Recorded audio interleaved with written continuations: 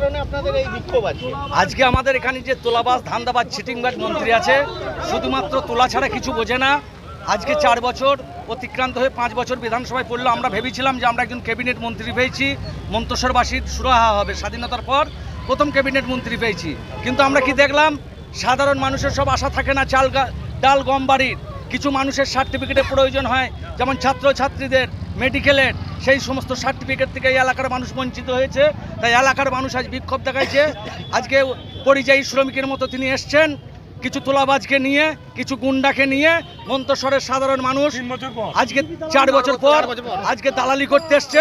মন্তেশ্বরের মানুষ এর জবাব দিচ্ছে।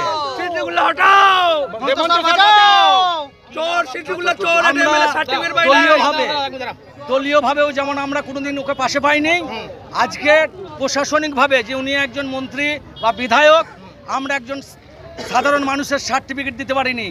বিধায়কের কাছে সার্টিফিকেট আনতে গেলে বলেছে স্ট্যাম্প আনিনি। সাত গেছে উনি 2-1 দিন আসতেন। এই ধরনের পরিস্থিতি মন্তেশ্বরের বুকে, মালডাঙ্গার বুকে, আপনি বিধায়ক।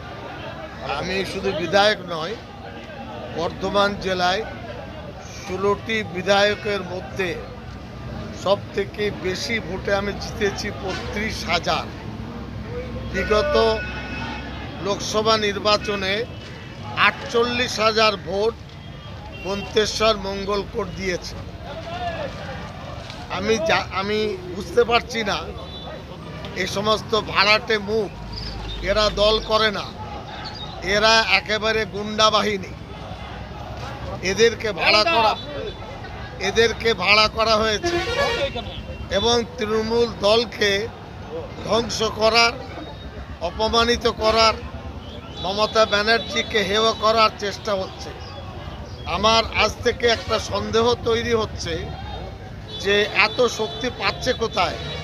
এদের সাথে মাওবাদীরা তো যুক্ত নেই। এরা শক্তি পেলে